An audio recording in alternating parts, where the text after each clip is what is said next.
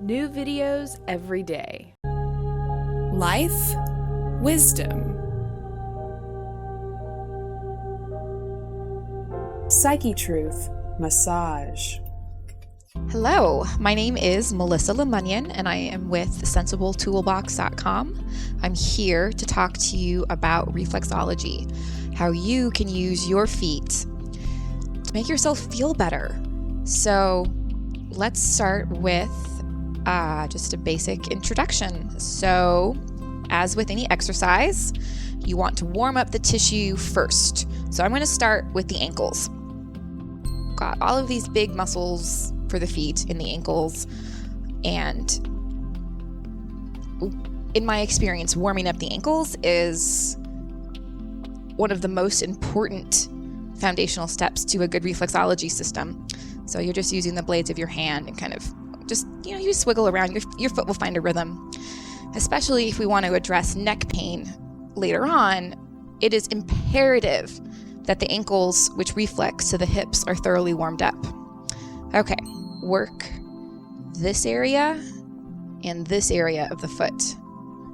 This releases the strongest muscles in the foot, and it has effect on the hips and the reproductive organs. So you've worked your ankles. Now you're going to do a foot twist. This specifically addresses the spine and, has a general warming up effect on the whole body.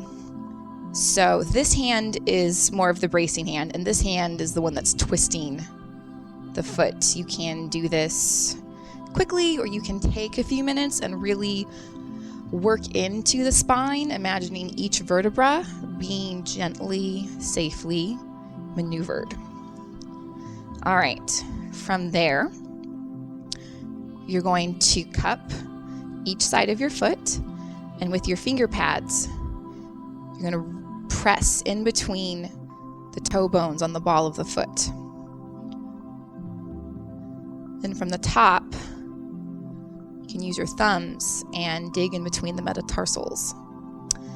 This is the front of the chest, on the top of the foot, and then back here, this is your lungs and your heart right there.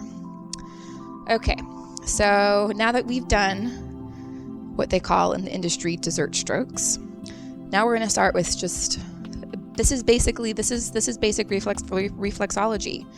We're going to start at the base of the heel and using our thumbs, or if you want, you can use basically any part of the finger. You're going to work your way up zone 1.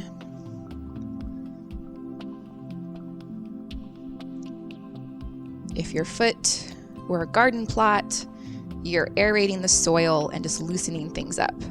So up zone 1, and now we're going to come down zone 2.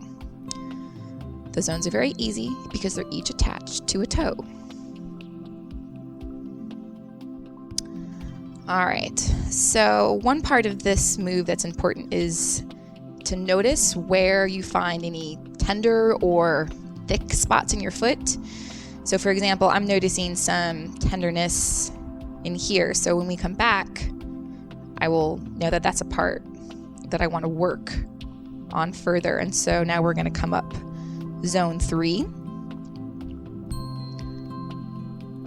And so this is basically what I do before I ever really work on a client's foot.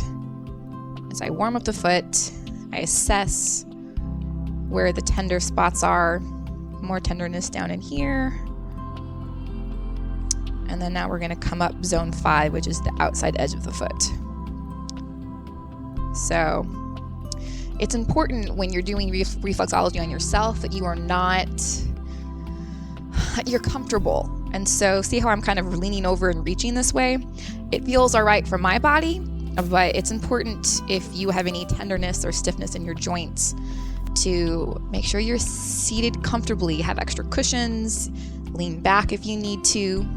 There are Egyptian hieroglyphics showing healers of their day and age rubbing people's feet. Work on the foot has been found in all sorts of, all of the ancient medical traditions, from Ayurvedic technologies to traditional Chinese medicine. Recently, though, here in the United States, reflexology has had a bit of a comeback ever since the 1940s and has been practiced and seen as a legitimate form of bodywork since about the 1950s, 1960s. Thank you so much for joining us today. I hope that you will come back and work on yourself some more the next time you feel stressed out. There are so many videos here about reflexology and massage on the Psychetruth channel. And to learn more about me, you can check out my website at sensibletoolbox.com. Thank you so much, and be sure to like this video on Facebook.